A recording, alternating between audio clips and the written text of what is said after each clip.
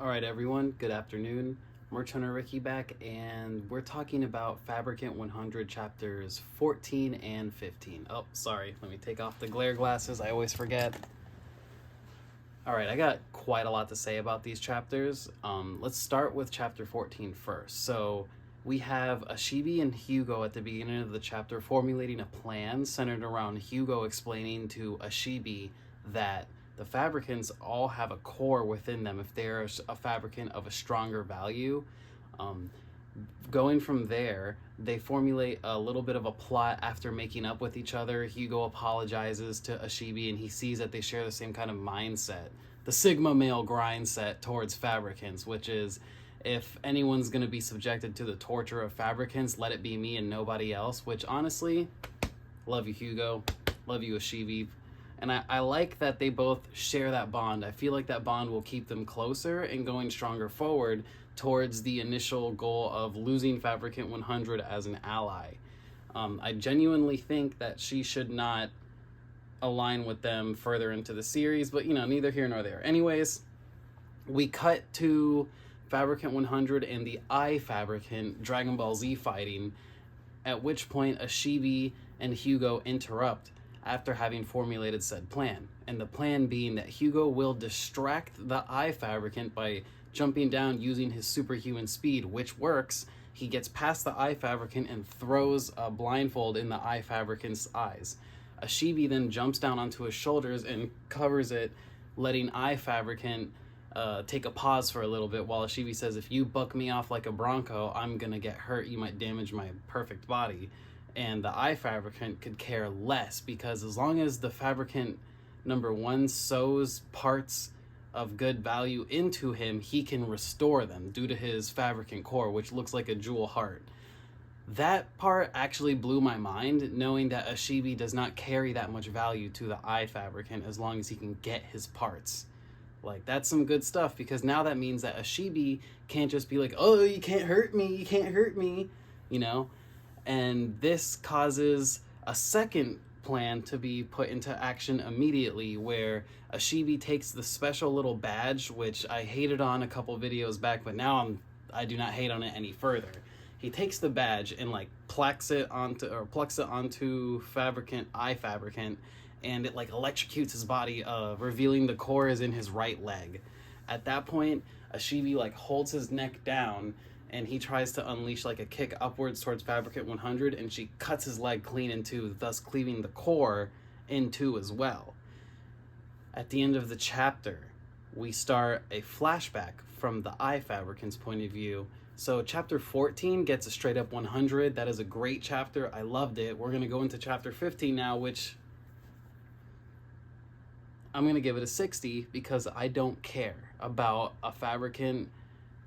What he did to that girl pissed me off so much, and I just genuinely felt like that was a wasted story, considering this Fabricant is already dead. It kind of gave me just a vibe of almost filler, that was the shit I did not need to know. Shinfo, if you've ever heard of the term. And I get it, it builds a cold case of wow, these Fabricants are really cold, but we already know that due to the example set by Roxy and her Fabricant, right? So, moving forward into the chapter, after his flashback, which basically his flashback is he ran an orphanage, and there was one girl in the orphanage who was ostracized from her village for having a mark on her face. That mark was really nothing special. It was just a birthmark. Her village is full of messed up people, honestly. And then the Fabricant told her hey, your mark is no different than my scars, basically. And she started crying. From that day forward, she was very nice to the Fabricant. And as he's going upstairs and killing these little orphans with, to take their body parts, when it gets to her chance, she just lets herself, her hands get chopped off, and she's smiling about it. I was like, this is weird. I get it. This is what the Fabricants do to people. They make them love them. They make them feel like they're humans, ultimately to get decimated, devastated, and decapitated, mutilated, all that good stuff. And it's effed up. It makes me hate the Fabricants more. So, I get it. I do get it. It was a good chapter, but really the flashback at the beginning just does nothing for me. I personally felt nothing, because I already know these Fabricants are hardcore killers. I get it. You don't really need to continuously drive that point home. Like, we get that. But I can understand if people disagree with what I thought, right? Anyways, moving forward.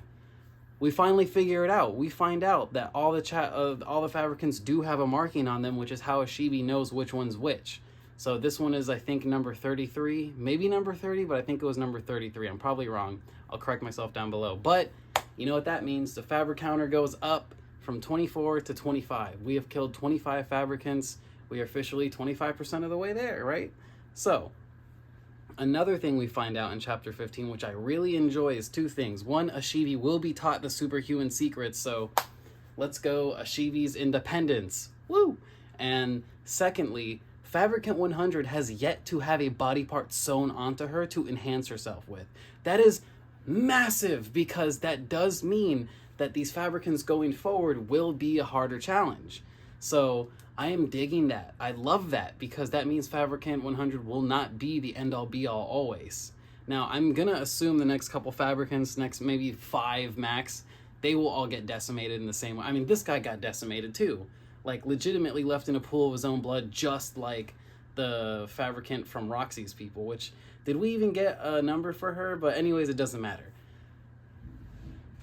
I am pleased with the way the chapter played out. I'm not hating on the chapter itself. I'm just mad that that flashback took so long, because realistically it could have been solved in like 2 pages, 3 max. It did not need to go that far and that long. Like, I get it. Fabricants are cold-blooded creatures. We as an audience get that already. Like I said, that point does not need to be driven home any further. But hey, Ashibi came out on top, right? He and Hugo are buddies. That's good.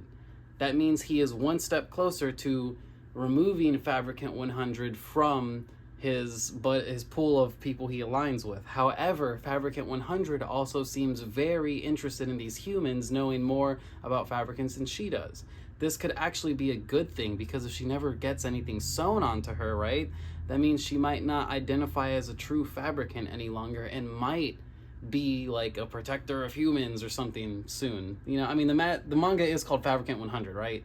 So let's not bank on her being a villain 100% just yet, right? Let's give Inoshima a chance to build this up. Let's see. But honestly, do not continue to paint the picture of Fabricants being cold-blooded, because like I said, we get it. Just shorten that up. Shorten it up. Like, Roxy's backstory was perfect. I think that was like three pages max, right?